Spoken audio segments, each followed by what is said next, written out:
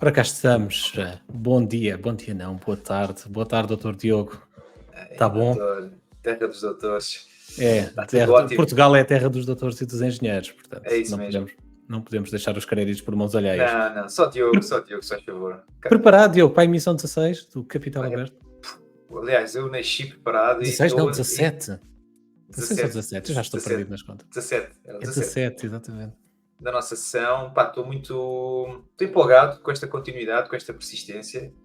Ahm, e pronto, acho que Fizeste trabalho de casa? Tens temas pertinentes e relevantes para trazer aos nossos ouvintes? sim, acho que não vai ser nenhuma surpresa.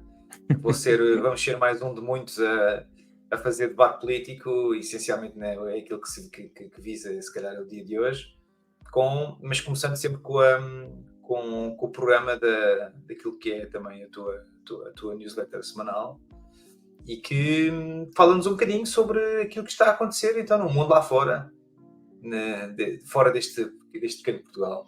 Sim, no mundo global dos mercados financeiros, posso falar um bocadinho sobre aquilo que aconteceu, sobretudo na última semana. Acho que foi uma semana, para já foi uma semana inédita, no sentido em que foi a primeira semana em que os mercados financeiros, e nomeadamente as principais referências, que são os mercados financeiros, os principais índices americanos, fecharam negativos, em terreno negativo no ano. Primeira semana negativa de 2024, tem sido um ano de facto que tem começado bastante positivo, sobretudo à Uhum. boleia das tecnológicas, temos vindo a falar sobre isso aqui.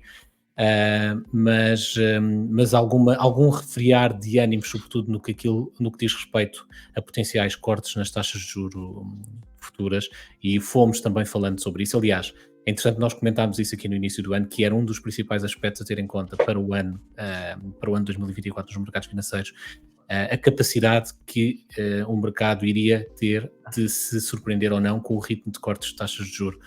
Entramos no ano 2024 com uma expectativa muito alta, que os juros iam começar a cair muito cedo e de forma muito drástica, e a inflação, os números mais recentes da inflação, que estão de facto a mostrar que há resiliência nesse campo, refriaram de alguma forma esse ímpeto. Nós temos já praticamente assumido que em março não vão haver cortes de juros, quando seria esperado que fosse o primeiro corte, isto no início do ano. E neste momento o mercado está só a antecipar o primeiro corte e um corte pequeno de 0,25 em junho deste ano, e 3 cortes de taxas ao longo do ano, contraria o que chegou a ser expectável de 6 ou 7 cortes de taxas de juros ao Sim. longo de 2024. Portanto, isto causou aqui algum refriar de ânimos no mercado, os índices fecharam no negativo, mas de forma ligeira. O que curiosamente não afetou é isto que estamos a ver, e que para Paulo, quem... posso, Sim, posso atropelar? claro. Eu acho que antes da tua exposição, a tua apresentação começou aqui com uma imagem gira, que para quem nos está a ouvir não consegue ver, eh, anterior a essa, que é este desenho que tens sempre no início das tuas newsletters, em que basicamente temos aqui um tubarão, um bicho mau, que é a inflação que parece que está a comer hum, pequenas pessoas, né? Pequenos seres humanos, como se. É uma imagem figurativa que está bem conseguida, porque de facto é um misto daquilo que tem vindo a acontecer, que é a inflação de facto a comer-nos a todos nós, a comer os nossos rendimentos. Porque a Eh, inflação não bradou. Eu só quis trazer esta imagem outra vez, porque a inflação em Portugal, particularmente, aumentou em janeiro deste ano. Portanto, já se soube o valor. Já, E até te posso dizer. continua em níveis elevados. Estamos a falar de inflações a 4%, ainda é de facto um Sim, mas o, ritmo o janeiro, acho que a inflação em janeiro foi de 2,3%, se não me falha a memória. em Portugal. Sim, sim. Acho que Sim, só janeiro. mas 2, 2, 2. 2,3% é um valor interessante para a inflação. É aquilo que comumente se aceita na economia como sendo um estádio ótimo para a inflação. Assim, os rendimentos também acompanhem Claro, então, mas é esses isso. níveis de inflação. É que tu não te esqueças que Ah, vens com uma bomboca grande dos últimos 2 anos, não é? sim, é verdade.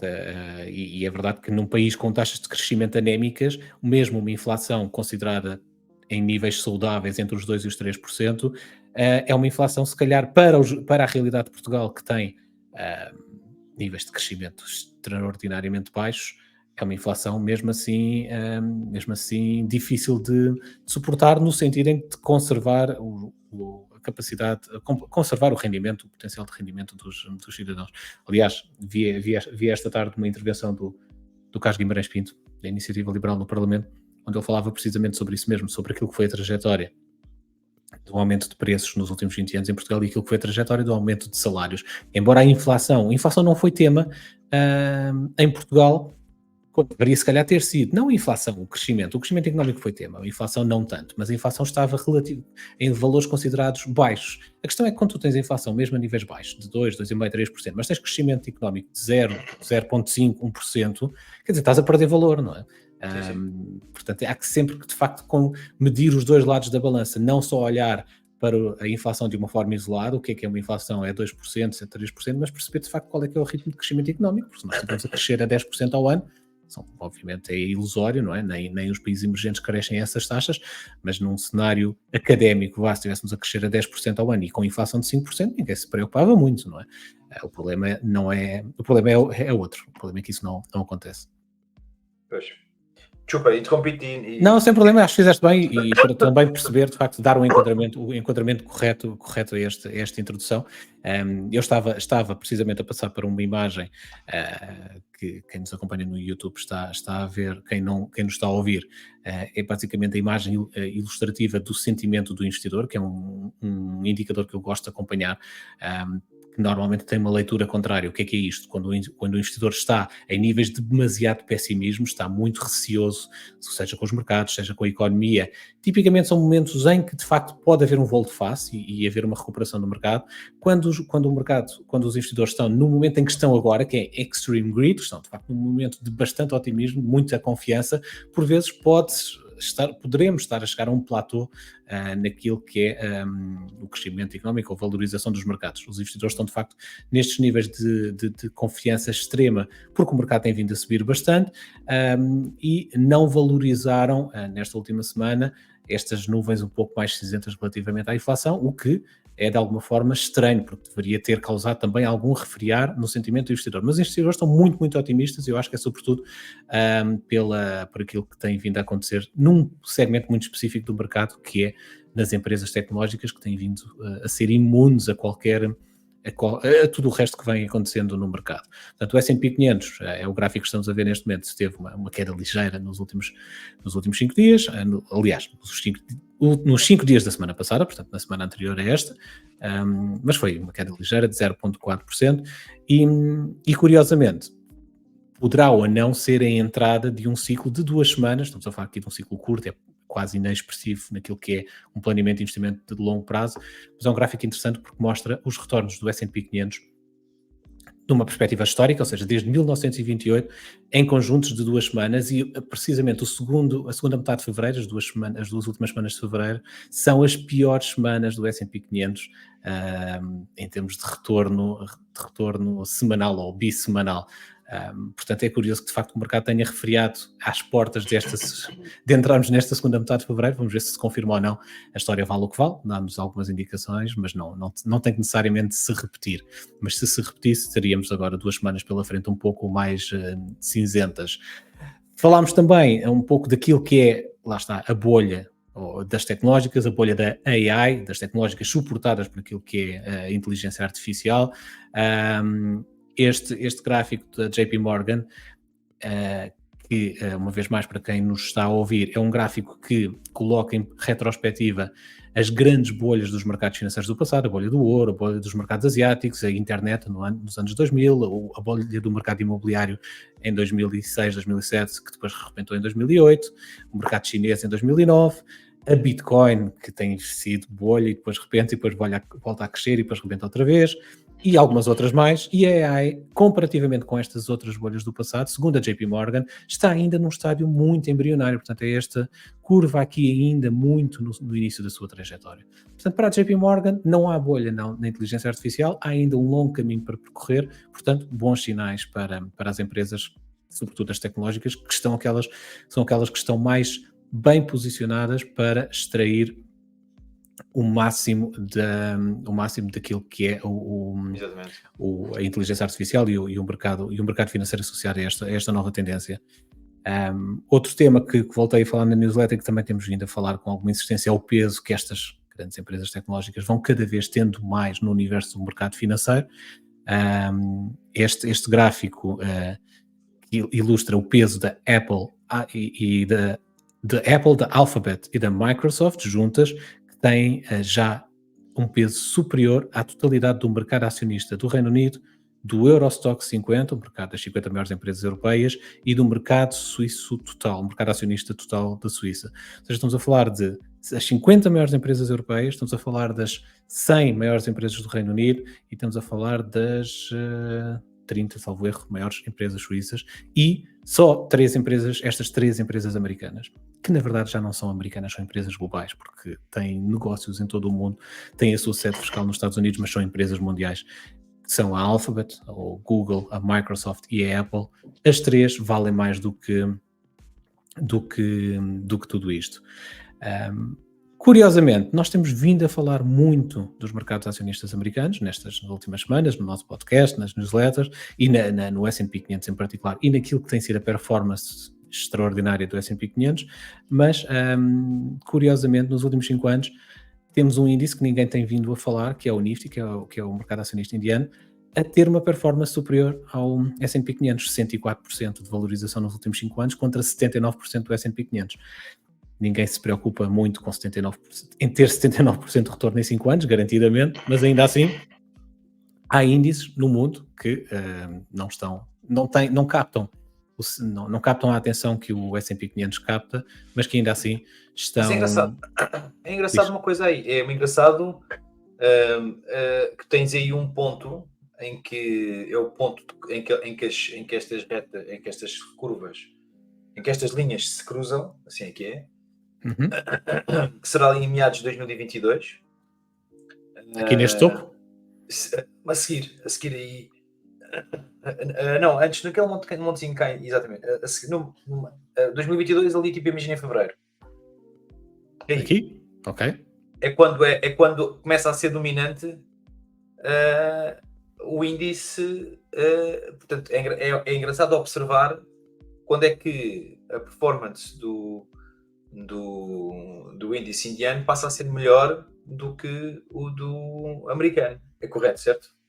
Sim, eu diria que sobretudo aqui nesse momento que tu apontaste bem, onde há uma correção do mercado, aqui o mercado caiu nos dois índices, mas caiu muito menos no índice indiano do que no S&P 500. Teve mais resistência, não é? Começou rapidamente a recuperar, ou seja, por isso é que depois há aqui esta divergência que se acentua sobretudo a partir de meados de 2022, porque de facto caiu menos, o retrocesso foi muito menor, tanto se reparares, nós aqui no início de 2022 estávamos em máximos nos dois mercados, no S&P 500 e no índice indiano. O S&P 500 caiu, como a esmagadora maioria de nós sabe. 2022 foi um ano bastante mau nos mercados financeiros em geral e nos índices americanos em particular. O S&P 500 só muito recentemente é que voltou a fazer novos máximos, ou seja, só muito recentemente é que ultrapassou esse máximo que tinha em janeiro de 2022, enquanto o índice indiano em finais de 2022 já estava em máximos, portanto, muito antes do S&P 500 recuperou aquilo que tinha perdido. Bom, e basicamente foi isto. Uma última nota que também abordei na newsletter desta semana e que tem a ver com os inflows nos ETFs de Bitcoin, que têm sido absolutamente extraordinários. Pronto, basicamente bateram os recordes de inflows nos primeiros 30 dias. Nunca um ETF tinha captado 3 mil milhões de fundos em 30 dias após o início da sua entrada em bolsa. Nunca nenhum ETF tinha o conseguido. A Bitcoin não só conseguiu fazê-lo, como conseguiu dobrar. Portanto, o ETF da iShares e da Fidelity, ambos ultrapassaram essa marca em 30 dias após terem entrado em Mas bolsa. estás a falar do ETF da BlackRock? Estou a falar do ETF da BlackRock, que é o iShares. A iShares é a divisão de ETFs da BlackRock. Portanto, a iShares pertence à BlackRock. Portanto, é a BlackRock e a Fidelity que tem o BlackRock, o iShares é o que tem neste momento o valor de AUM mais significativo, e a seguir o da Fidelity, e ambos ultrapassaram essa marca em 30 míseros dias, o que demonstra a procura enorme que há sobre este ativo, mas também, e aqui é um tema que eu não quero entrar muito a fundo, mas acho que era um tema interessante para nós falarmos sobre ele, se calhar numa próxima edição do nosso podcast, que é a Bitcoin e as moedas digitais são vistas de facto como um mecanismo de descentralização e de democratização do acesso a uma reserva de valor. Ora, aquilo que se está a assistir é que cada vez mais também a Bitcoin começa a ficar concentrada de forma significativa nas mãos de um conjunto restrito de entidades. Nós já temos institucionais com valores muito significativos de Bitcoins nos seus balanços, temos as BlackRocks desta vida, portanto as casas de gestão de investimento, que agora ainda mais com a disponibilização destes fundos que permitem aos investidores investirem nestes fundos, embora não sejam diretamente deles, mas estão na sua propriedade, portanto estão concentrados nestas entidades. Portanto, o tema da democratização da Bitcoin começa a ser um tema que vale a pena de facto perder aqui algum tempo a falar, até porque é um recurso finito. Uma das supostas vantagens da Bitcoin é de facto ter limitada, não poder ser criada do nada como é criado o papel moeda pelos bancos centrais, mas depois levanta-se o problema da concentração, até que ponto é que algo possa começar a ficar concentrado nas mãos de uma pequena minoria, de facto representa a democratização da reserva de valor para o cidadão comum. Acho que é um tema interessante para falarmos no futuro. Eu acho que em cima disto existe a preocupação de se entender que quando começas a ter estes gigantes, que não é regra, não é? Isto não significa que seja lei, mas tu quando começas a ter estas entidades que têm muito interesse para que isto resulte, não é? E para que isto funcione, eu acredito que isto vai trazer uma responsabilidade acrescida para que isto que há algumas entidades e que alguns reguladores não puxem o tapete aqui à Bitcoin de hoje para amanhã, que é sempre a grande suspeição. Nós continuamos a ter o problema de quem é que manda na Bitcoin, não é? E o que é que isso representa? Continuamos a ter a valorização da Bitcoin, ou aquilo que catapultou a Bitcoin onde estamos hoje, não digo até ontem, mas até nos recentes anos. A Bitcoin era um meio transacionável financeiro, era uma transação financeira fácil de se fazer, com propósitos muito pouco dignos, não é? E isso pronto. É uma afirmação discutível, nem toda a gente concordará contigo. Não, desculpa, o mercado... Foi catalogada como sendo, mas também há muita gente que advoga que não é assim, e que isso foi um epiteto que a Bitcoin levou sem, de facto, merecer. Não, mas imagina, a questão é, depois está há 2 anos atrás. Isto eu até acho que é uma frase comum, até é um exercício muito comum. Se eu tivesse que transportar uma barra de ouro que representa 50 mil euros ou 70 mil euros, e levava uma barra de ouro para um aeroporto para levar de Lisboa a Paris, eu era, além da barra de ouro ser confiscada, não é? Era alvo de uma conotação. Mas porquê é que deveria ser confiscada? Não é tua? Não.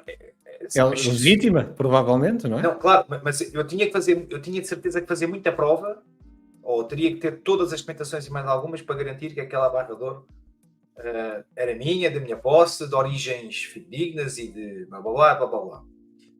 Se eu pedir uma transferência de 50 mil euros para o estrangeiro, eu vou ter que dizer de A para B, se eu levar isto em dinheiro então no aeroporto, então aí tenho que o declarar e pago imposto sobre isso, não é? Penso eu. Acho que é assim que funciona. E depois, além disto, se eu fizer uma transferência do banco A para o banco B, além de ter que justificar a proveniência do dinheiro, obviamente tem que haver uma alegada noção da proveniência do dinheiro, e o destino também fica tudo mapeado, certinho, e pronto. E é de facto um controle que eu acho que deve ser. Mas o Bitcoin não. O Bitcoin tu num clique transferes os 50 capas de um dia para o outro, sem no questions asked, estás a ver? Sim, mas para colocares no sistema financeiro, aí sim, porque é verdade que hoje, Matia, não, sim. Não, antigamente não era assim. Os Nunca foi juros, fácil, converter bitcoins em moeda fiduciária. Sempre foi muito complicado, a maior parte dos bancos não aceitava, depois quando começaram a aceitar, aceitavam, mas com limites muito restritos, pequenos montantes, quando os montantes eram mais significativos, muitas transações eram bloqueadas e devolvidas à proveniência. Aliás, sempre foi um dos grandes temas que hoje em dia já está de facto mais facilitado, mas um dos grandes temas aos detentores de bitcoins era precisamente esse, era, ok, e agora o que é que eu faço com isto? Como é que eu transformo isto em algo que eu possa de facto ter algum uso, que possa transformar isto em riqueza ou fazer transações com isto, claro. porque de facto o sistema financeiro não o permitia fazer. Mas pronto, mas acho que devíamos estudar aqui um bocadinho mais este dossiê da Bitcoin, porque, Sim, é um alegadamente, tema importante. eu não sou especialista da matéria, mas daquilo Nem que eu. tenho lido, do pouco que tenho sabido, suspeita-se também que este ano vai bater máximos históricos, em que há a especulação de que possa chegar este ano. Das duas, Também uma, segundo os vamos. padrões históricos, ou vai para máximos históricos e vai ser a melhor performer do ano, ou vai afundar e vai se despedaçar e ficar nas ruas da amargura, porque a Bitcoin não tem Mas meias achas, medidas. achas que havendo É uma estes hoje. ETFs, e achas que existindo estes ETFs, e sabendo que há uma grande volatilidade e ninguém sabe bem as causas, quer dizer, a não ser que haja uma obstrução à regulamentação, etc, etc, mas se não, business as usual, tu achas que as condições são para isto se espinhar com Não, tanto acho dinheiro? o contrário, gera procura, não é? Exatamente. Quanto mais instrumentos que fomentem a procura existirem, a Exato. maior a probabilidade de o ativo valorizar. Exato. Uma vez mais, repetimos isto até à exaustão, mas é como tudo, quase tudo na vida, a lei da oferta e da procura a ditar o É preço. isso, Não é? é isso, é isso. Se não É isso. houverem outros fatores exógenos que, entretanto, ao longo do ano, venham a colocar em causa o potencial de valorização da Bitcoin, obviamente que a entrada no espaço no mercado financeiro destes ETFs vão gerar uma pressão adicional na procura pela moeda e, obviamente, o seu incremento no preço. Ok. Está feito o Muito resumo bem. dos mercados financeiros? Alguma dúvida, questões, estados de Foi, alma? foi intenso, foi intenso. Queres saber onde queres investir amanhã? Ah, ainda não sei. Acho que vou para a Índia. Acho que vou para a Índia. Olha, Acho que vou para a Índia. ou Muito então bem. Epá, podes aproveitar algum retracement na Nvidia após a apresentação dos resultados de hoje ou de ontem, para quem estiver a ouvir. E quem sabe, colocares também um pezinho na inteligência artificial. epá, Como sim. investidor, porque acredito que já sejas utilizador. Por acaso estou. Sou em diversas frentes. Sou consumidor dos meetings, dos minutes meetings em automáticos, Ok? em que, Isso agora, em que o Copilot da Microsoft também já começa a dar cartas. Encontrei por acaso uma empresa muito interessante que tentei de todas as empresas e mais algumas. Por acaso eu até posso colocar aqui o link na descrição depois. Sim, partilha. Sim, para colocarmos na descrição e quem quiser, quem Mas tiver interessado experimentei plotters, otters, a Meetkicks, o Queres Copilot. traduzir o que estás a dizer? Não, são tudo Para marcas. leite, mas que, Tens o Otter. mas que faz o quê? Não, basicamente isto aqui são as empresas que fazem, que trazem para as tuas reuniões e que te fazem basicamente as atas automaticamente dessa reunião. Certo. Que é espetacular, é do outro mundo. Aquilo resume-te a reunião, seja de 10 minutos ou de 1 hora e meia, faz-te um resumo espetacular. Em português? Sim, a grande dificuldade que eu tive foi, apesar de eu também ter algumas reuniões em inglês, aliás, diria meio-meio, mas a grande dificuldade é tu conseguires encontrar uma entidade que consiga processar a informação independentemente de tu, durante a reunião, falares em inglês e em Em português ao inglês mesmo e em tempo. português. Sendo que o output depois ele dá-te em inglês ou dá-te em português, mas sendo que há uma tradução, claramente que a base é inglesa, mas que há uma tradução por AI, portanto, para português. Mas muito boa, muito tradução boa. Revelo que a que escolhi depois de todos os ensaios, escolhi uma que é francesa, pelo que me parece ser, que é Upmeet. Ok. Vamos colocar isso na descrição aqui Sim, do muito nosso interessante. podcast Até para quem depois quiser eu investigar. fiz uma investigação aprofundada. Eu tenho este problema que sou researcher, Addicted. addicted nas decisões que tomo. E, Isso não é um problema, isso é uma qualidade, não é? e pá, pronto, e fiz. Eu, por causa isto aqui é muito curioso, mas eu estava a ter uma reunião de trabalho, só que pode ser que estamos no ar, mas eu, na fase em que estava a testar o Pai 4 ou 5 ao mesmo tempo, aquilo tem uma funcionalidade que é o auto-join das reuniões. Imagina, tens o teu calendário associado aqui a estes mecanismos e que, imagina, tens uma reunião Teams ou uma reunião Zoom e tu assim que entras na reunião tens lá os convidados à espera. Só que tens os convidados à espera mais os 4 ou 5 entidades que estavam lá para fazer as notas. Então éramos tipo 10 participantes da reunião em que metade eram 5 bots. virtuais. Metade eram bots a Isso fazer... é genial. Não, pareceu um muito míssil. Mas permite-te ter uma noção depois de uma análise do output do sumo de cada ferramenta destas. Mas pronto, não vamos alongar mais sobre isto. Não, mas é bom, Mas é muito interessante. O capital aberto a tornar-se tecnológico também. Sim, ligeiramente. Pronto, olha, da minha parte, eu não me vou irritar, eu estou hoje de facto na modo baixo, mas não vou ter aqui grandes espasmos e grandes manifestações acerca do tema, mas eu vou começar por rematar o tema. Eu vou começar por rematar em relação ao imobiliário e faço aqui um pequeno tópico para depois passarmos para aquele tema que será mais longo. O imobiliário, temos as coisas muito estagnadas, eu acho que está tudo à espera para ver o que é que vai acontecer. Não só na parte política, mas também da componente daquilo que é o Simplex. Está tudo a aguardar.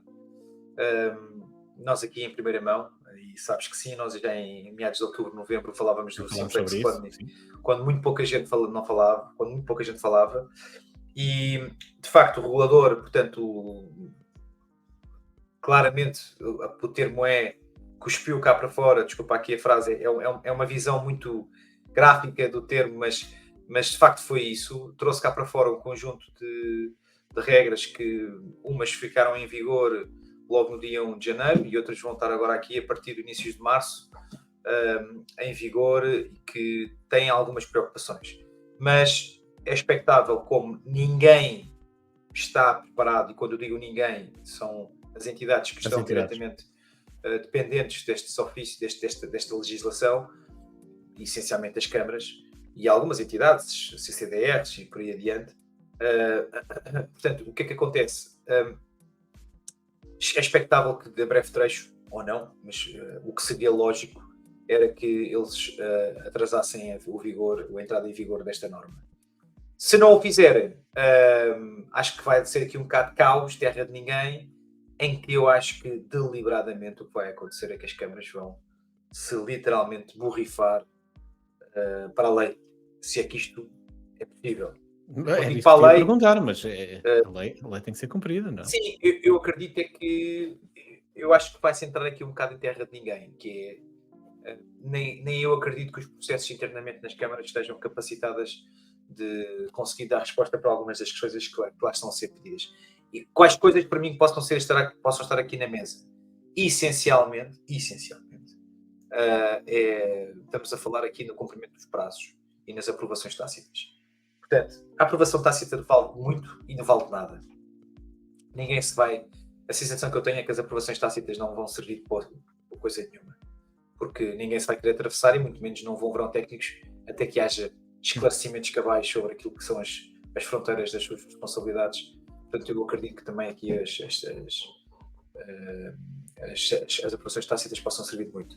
Onde é que eu acho que preocupações, que nomeadamente uma grande alteração é, tu neste momento, antigamente, só aqui para resumir aqui o tema do Simplex, não é resumir, vou só falar uma das questões que de facto que afeta o nosso dia-a-dia, e para quem está a ouvir fica já então também o aconselhamento. Mas na ótica do construtor ou do... Não, neste caso na ótica do cliente final até. Cliente final. Que é basicamente também com esta nova entrada em vigor, nova lei em vigor, que já está em vigor até, foi destas que entraram já no dia, esta foi uma das que entrou já em 1 de janeiro, que é essencialmente a componente de tu poderes fazer a transação dos imóveis sem haver uma obrigatoriedade de uma apresentação de uma licença de utilização. Isto vai obrigar o quê? Vai obrigar a um maior cuidado na aquisição dos bens. Era isso. Há risco aí? Há risco, há muito risco. Há muito risco. Eu fiz uma escritura recentemente e perguntei à notária e perguntei-lhe qual é a sua posição, e a minha posição, ela respondeu, a minha posição é cumprir a lei. Se me podem perguntar qual é que é a minha opinião, eu acho que haver uma licença de utilização regula. Regula porque há garantias de que aquilo está dentro da lei. Agora, se a lei permite que sejam feitas as transações sem essa obrigação, Como tudo bem. como é que o cliente se pode proteger? O cliente diz que só compra se lhe apresentarem uma licença Se de apresentar. utilização. Ou uma Não é certidão de obrigatória, antiguidade. mas ela existe, continua a existir. Eu, como cliente final, posso dizer: olha, sim senhor, isto é tudo muito giro, mas ou mostre-me uma certidão de antiguidade, ou mostre-me uma certidão, uma licença de utilização. Pronto. E com isto faz o negócio. Agora, eu posso ser um cliente menos informado e não desconhecer desta questão, e vou para a escritura, e depois posso confrontar-me com esta realidade posteriormente, não é? Mas diz-me uma coisa. Porquê então deixar cair esta obrigatoriedade? Onde é que há aqui alguma vantagem competitiva ou de agilização de processos, deixando cair a obrigatoriedade deste tipo? Eu acho que esta lei, eu acho que ela é ingênua. Eu digo que ela é ingênua pela razão de ela funciona até no sentido de tu queres resolver as coisas. Imagina, tu tens um bem que não o consegues transacionar nem à lei da bala. Porque não tens dinheiro, porque não consegues, não é a tua vocação, e tens ali uma propriedade com 3 hectares, que até é grande, e que ali até dava um bom turismo rural, imagina. Mas eu não tenho essa capacidade, e tem lá uma ruína e não tenho nada da ruína, não tenho nem certidão, não tenho nada. Mas eu vou vender aquilo, pronto. E a lei dizia: sim senhora, queres vender isto, mas olha, tens que ter uma certidão atualizada, e tens que ter, pelo menos, se há lá um prédio, se a caderneta de petior, se o registro. Ou seja, basicamente há alguém que pode assumir o ónus de tratar dessa parte burocrática. Exato. Que o atual titular alguém diz assim: não quer. não se preocupe com isso, isso é um problema meu. Isso é um problema meu. Até pode Descansar. eventualmente negociar no preço. Exato. Não se preocupe com isso, que isso é um problema meu. Pronto, tudo bem. E faz a transação do bem. Ok, já percebi.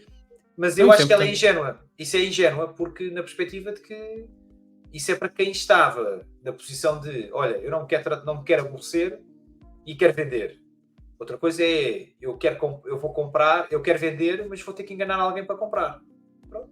Acho que por isso é que eu digo que acho que ela é ingênua. Certo. Enfim, em relação, pronto, como disse, o imobiliário está parado, no sentido de não há grandes novidades, não vejo aqui grandes apontamentos, e pronto, e vamos ver o que é que estas eleições vão dar, e também estas taxas de juros também abrandaram, certamente. Tenho sentido isso, não é?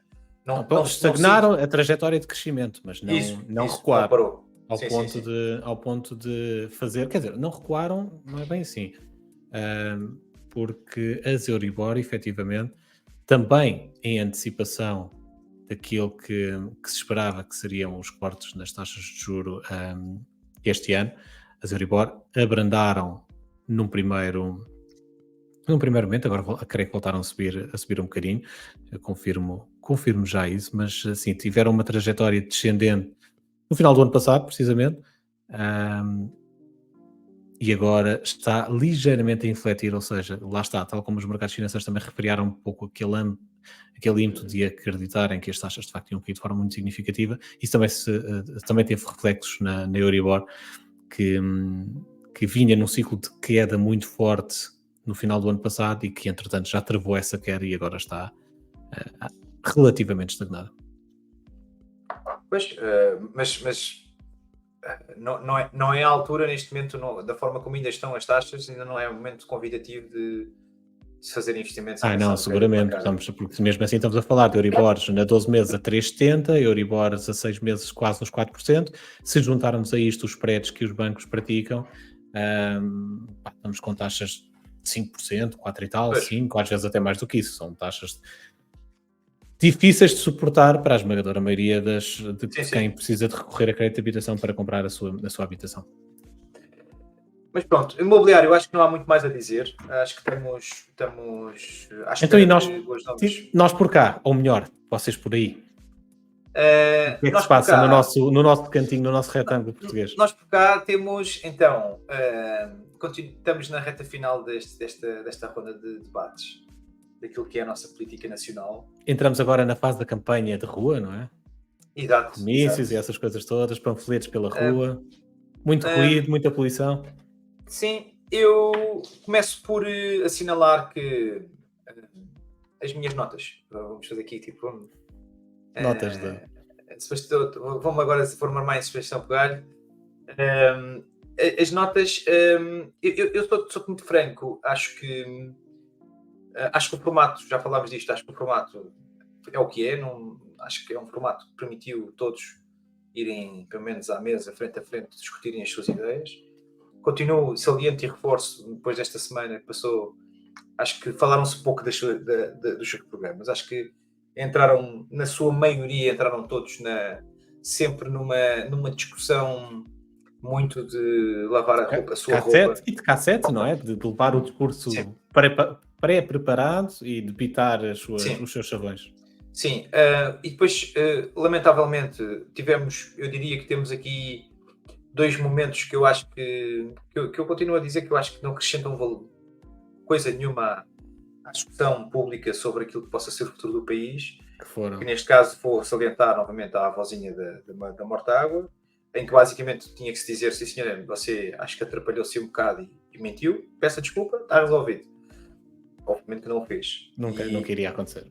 E depois também foi a questão dos filhos do Rui Tavares, na escola Do pública, colégio. na escola privada, e que de facto acho que o André Ventura foi um bocadinho sonso, porque na altura do debate até lá não se falou noutra coisa, e ele de certeza que deve ter as mesmas notificações no telemóvel do que eu, em que certamente recebeu as notificações não só nos grupos do WhatsApp, mas também do Observador, do Correio da Manhã, do Expresso, seja do quem for, do Público, em que não deixou também de ser notícia esta questão do filho do Rui Tavares de andar numa escola privada, e que ele depois fez uma sonsa e disse que não sei. Primeiro, eu não vou chamar hipocrisia, mas pode haver questões familiares que nós não dominamos, e, portanto não podemos dizer que é hipócrita, mas podemos dizer que é surpreendente a escolha disso acontecer na vida de uma vida de um Rui Tavares, mas achei estranho que foi o André Ventura fazer aquele papel de se armar em sonso e de dizer que não sabia de nada, e que depois logo daí puxou o trunfo do mas já agora que fala nisso, diga-me lá se faz sentido ser coerente você, tanto que defende o ensino público, ter os seus filhos numa escola privada. Pronto, acho que isso não traz nada ao debate. Acho que essas assunções de culpa ou de responsabilidade devem existir numa esfera de 15 segundos para as pessoas perceberem que de facto cometeram a asneira, porque isso não traz nada ao debate que é essencial. Portanto, E pela positiva, houve alguma coisa que tenha surpreendido? sim, há pouco estávamos aqui em jeito de briefing desta nossa simpática emissão. Eu posso dizer que então, eu diria que a surpresa, e como tu tinhas dito e bem, que a expectativa era baixa, acho que a Iniciativa Liberal teve bem. Acho que o Rui Rocha teve bem, no sentido de não se enterrar. Estava toda a gente com receio que ele se fosse enterrar. Eu tenho pena, não nos podemos esquecer que ele perdeu bons quadros no seu partido. Ele teve boa gente, ele teve gente competente que o abandonou. E eu acho que isso não deve ser ignorado. Não obstante, acho que a Iniciativa Liberal surpreendeu. Agora, sendo que a Iniciativa Liberal, deixa-me só pôr aqui um pequeno à parte, concordo contigo, surpreendeu pela positiva, a expectativa era baixa, acho que conseguiu passar a mensagem, conseguiu passar uma boa mensagem, de uma forma que eu acho que é construtiva, ou foi de uma forma construtiva. Agora, também acho que a Iniciativa Liberal é um partido que arrisca pouco fora do terreno da economia, e isso também, por um lado, beneficiou nos debates, porque de facto não saiu da sua esfera de onde se sente bem, das áreas onde está sim, confortável e onde tem de facto um domínio dos temas muito aprofundado, porque claramente especializou-se aí, mas é importante que um partido que quer, de facto, ter um papel importante na vida ativa de um país, é importante entrar noutros temas, e há imensos temas. Eu gostava imenso de ouvir, por exemplo, a Iniciativa Liberal falar de política internacional, falar do que se passa no mundo, de integração europeia, de defesa. Há temas que ninguém falou, não só a Iniciativa Liberal, mas eu esperava disso da Iniciativa Liberal, e esperava que o seu discurso não fosse 90% economia, que é fundamental, sem dúvida, e é a matriz da Iniciativa Liberal, mas acho que era importante aventurar-se por outras águas para ser um partido mais disperso naquilo que é a sua capacidade de atuação. Olha, eu dir-te o seguinte, em resposta ao teu comentário, que concordo, acho que a Iniciativa Liberal está muito, tem uma pendência, tem neste momento, e com estes debates isso ficou ainda mais vincado, que sinto que quando se fala de iniciativa liberal, há uma imagem cada vez mais vincada da questão do capitalismo e do dinheiro e da economia. Portanto, e esquecemos dos outros eixos que são igualmente importantes, sendo que eles também falam da educação, sendo que eles também falam da saúde. Certo. Mas eu acho que isso pode ter até uma trajetória perigosa para a iniciativa liberal, na perspectiva de que cada vez mais isolam a iniciativa liberal a esse discurso, e que funcionaria muito bem agora como ao PSD, como acessório, como complemento para essas áreas, Claro. De facto Até porque a AD basta dizer, ok, muito bem, nós implementamos o choque fiscal que vocês tanto falam e acabou-se. Não precisam de votar na Iniciativa Liberal, porque nós vamos fazer aquilo que eles estão a dizer. É preciso trazer mais temas para a mesa para, de facto, se fortalecerem como alternativa. Eu ouvi alguns comentários sobre a questão da Iniciativa Liberal, visto que, até porque ele começou, não sei se foi quase todos, mas os debates da Iniciativa Liberal com o PSD, o debate com a AD, com a IEL, que eu não vi, portanto, estou às escuras nesse. Começam logo a conversa numa de sabermos a solução para Portugal está nesta mesa, não é? E, portanto, tem que quase que se assume ali, evidentemente... O braço direito da AD. Sim, e que vai haver uma parceria, e que vai haver uma coligação, portanto. E é estranho, aliás, existiram muitos comentários, se isto já está assim, se isto este será porque é que não foram desde o início, não é? Desde o início. Eu acho que se assim o fosse, aí ele não tinha tido tanto palco. Da mesma forma que não apareceu no Armel, claro, mesma exato. forma que não apareceu lá o artista que canta de... Sim, foi estratégico, de facto, foi estratégico, e acho que faz sentido para um partido que se quer, de facto, autonomizar e não ser simplesmente uma bengala. Tenho pena. Eu acho que, por exemplo, há uma coisa que eu acho que a IEL ainda foi muito pouco inteligente, que é eu próprio, que tenho mínimo conhecimento sobre a matéria, ainda não consegui realmente entender, e acho que eles deviam fazer um desenho para burros. Eu digo burros no sentido de não positivo. Como aqueles livros do não sei o que para totós, não é? Para dummies, exatamente nesse sentido. Acho que eles deviam fazer um esquiço para dummies para explicarem realmente o antes e o depois em relação àquilo que é a sua visão para o IRS. Porque sabemos que o IEL tem na sua matriz, ou nasceu com a questão do flat, das taxas flat, portanto, do ponto de vista das escolas de IRS, que sabemos que isso não é possível, não é plausível para a nossa economia. Mas para a proposta que eles querem apresentar, que fizessem um organograma simples, um esquiço simples daquilo que é o antes e o depois, e aquilo que se ganha, aquilo que realmente o português pode ou não ter mais valia por aquilo que possa ser e por aquilo que possa ser a iniciativa deles. Até podem já tê-lo feito e estar no programa deles, mas se o têm, não fizeram chegar ao sítio certo e ao público que quer ouvir a iniciativa liberal. E deixo-lhe só um comentário, nota final, não poderia ser eu mesmo, sem deixar aqui uma nota de rodapé, já estamos quase em 44 minutos do nosso podcast. Avançamos rapidamente para o fecho. Sim, e deixo a nota final em relação ao quê? Eu acho que conseguiu-se perceber, e acho que o Pedro Nuno Santos conseguiu perceber, que ele não nasceu para isto. Isto é, eu acho que ou ele ainda não tem tarimba para isto, ou realmente ele não nasceu para isto. Para isto, Acho o quê? Para ser político? Para ser primeiro-ministro? primeiro, para ser presidente para ser líder partidário, neste caso o Partido Socialista, barra, se ele não tem vocação para isso, muito menos para um primeiro-ministro. Acho que ele não está a convencer, acho que ele não está a trazer força para o Partido Socialista. Acho que ele próprio começou assim muito confuso como é que se deveria apresentar na sua forma de estar e nas suas ideias e naquilo que era a sua visão de projeto de futuro de Portugal, mas acho que ele não está de todo a ser aquele animal feroz de menino querido do PS que, como sabíamos quando António Costa apareceu, sabíamos o que é que ia acontecer ao Partido Socialista, que foi o que aconteceu.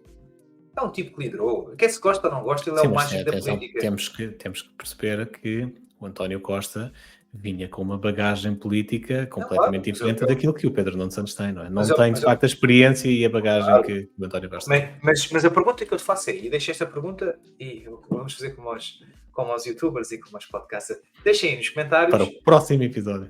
Deixem aí nos vossos comentários o que é que vocês acham que é. A ideia que eu tinha de um Pedro Nuno Santos, que foi meu ministro, em várias pastas, eu tinha uma ideia de que este senhor gajo, este primeiro-ministro, era um homem, era um animal de palco, em que fazia frente com o primeiro-ministro, que levava as suas ideias, que fazia acontecer, que tinha uma noção daquilo que era a sua pasta. Ele conseguiu, eu vou dar aqui um termo, que é, ele conseguiu dar cabo do seu quintal com temas da sua própria esfera. Fosse da TAP, fosse da questão dos transportes, fosse da questão da habitação. E verificou-se exatamente isso, que ele não teve arcabouço para conseguir ser aquilo que toda a gente esperaria que ele fosse, que era ser o José Sócrates em ponto pequeno, no sentido de emancipar, porque eu acho que ele quis ser arrogante ao início como o José Sócrates, percebeu que isso não ia levar a lado nenhum,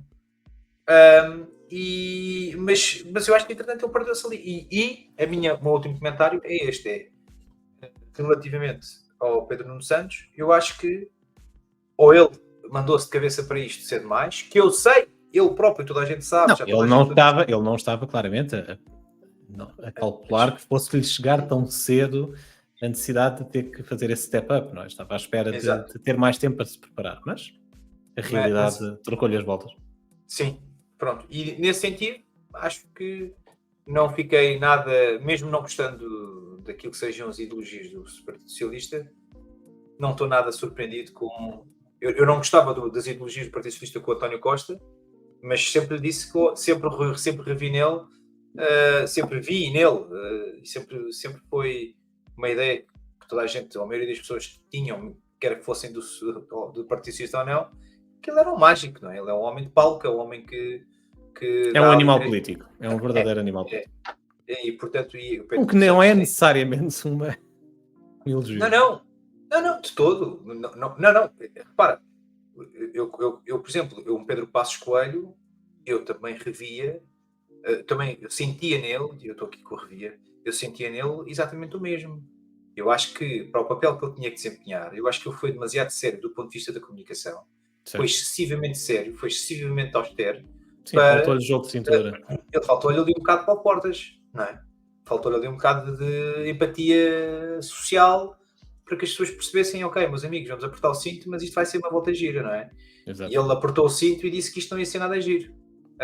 E portanto, reconheci isso também no PSD, portanto, e acho que ele fez o trabalho que tinha que ser feito, reconheço-lhe muito mérito, espero que ele um dia possa voltar à vida, ao ativo da vida política, mas enfim, mas é o quê?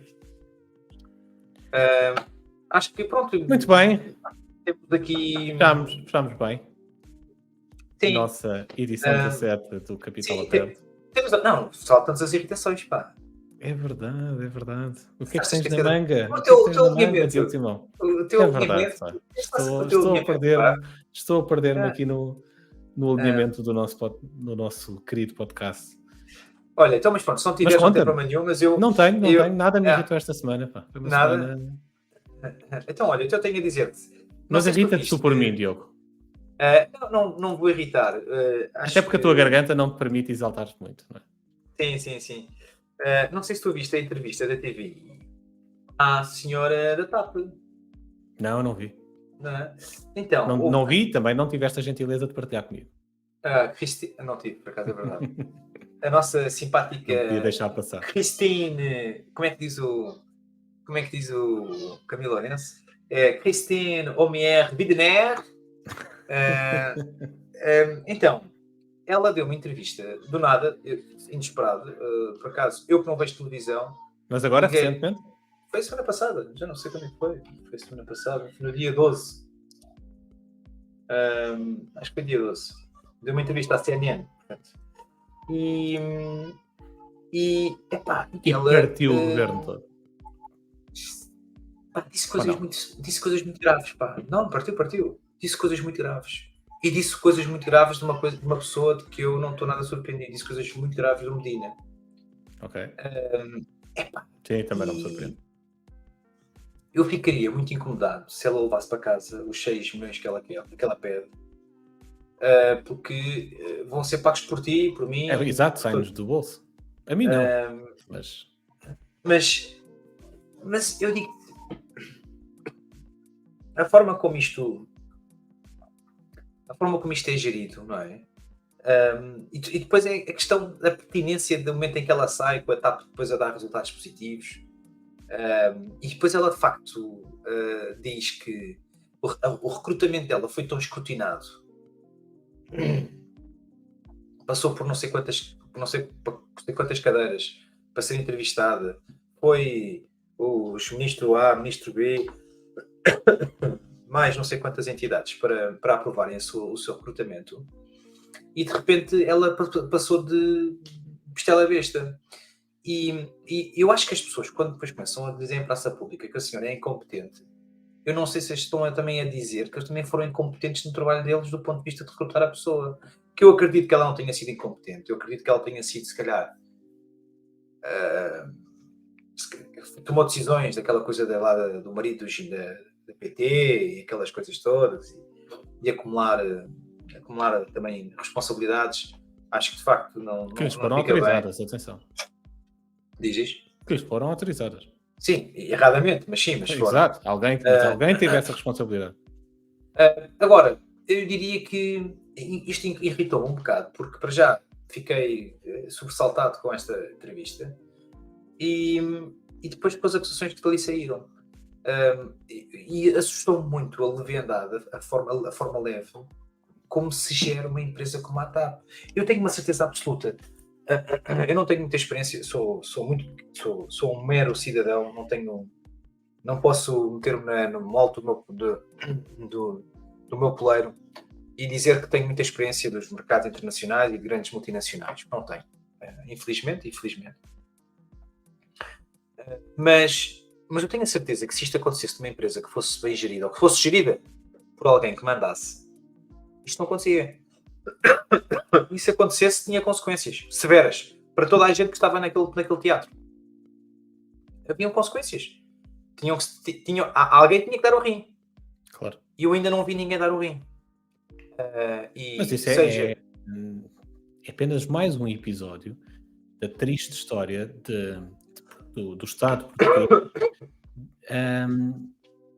a gerir empresas públicas. Claro, é apenas mais um episódio já desta longa tradição que nós temos de pura e simplesmente não sabermos o que é gerir, não sabemos o Estado. O Estado não saber o que é gerir uma empresa pública e não ter a capacidade de perceber como se gera uma empresa pública e não ter a capacidade de o fazer com os trâmites e com os níveis de profissionalismo que os privados o conseguem fazer. Eu sou muito franco. Um bom e mau exemplo. Eu vou fazer esta correlação apenas para te dizer que as ações têm consequências. Aquilo que está acontecendo na Farfetch. Assim, há poucos meses, há um mês do novo proprietário tomar conta daquilo, tem que fazer o que é certo. A casa tem que dar dinheiro. O gajo meteu lá 500 milhões e aquilo tem que começar a dar dinheiro. Começa-se pronto. Infelizmente começa-se pelas pessoas, como é óbvio, aquilo tem que ser sustentável, não é? E segundo, foi o gajo que mandou aquilo para o short. Nós, no limite, temos que perceber que se uma empresa, para pagar salários, não é? Para empregar pessoas para pagar salários, tem que gerar dinheiro para os pagar, não é? Não há, Isso não cai do céu, não há não uma cai do economia céu. virtual. Não cai do céu, não cai, infelizmente não cai. E vou dizer uma coisa, lamento muito, às vezes, situações destas, porque há pessoas que vão ficar, infelizmente, sem trabalho, não é? Isso é sempre uma tristeza grande, um infortúnio, mas o dinheiro não cai do céu e, portanto, nós não podemos pôr os mercados ou as pessoas que não têm nada a ver com o negócio e dizer como é que as casas devem ser geridas. Infelizmente, não pode ser assim. Muito bem, fica dada a tua nota. É Sim. uma irritação a dobrar, portanto, fica por nós. Não, a Farfetch foi a nota de rodapé, nem foi tanto. Mas pronto. Muito bem. Paulo, hoje estou a 5%, peço imensa desculpa. Estou assim Não, meio estás adentado. ótimo. Estás com a tua garganta é que te deixou, mas espero que daqui a uma semana, quando voltarmos à nova Sim. emissão, já estejas recuperado depois de muito chazinho, muito leite com mel e essas mesinhas todas que nós sabemos que funcionam bem. Cuida-te, as melhoras. Um abraço, meu caro. Obrigado a todos que nos estão a ouvir e até breve. Até breve, amigo. Obrigado. Um abraço.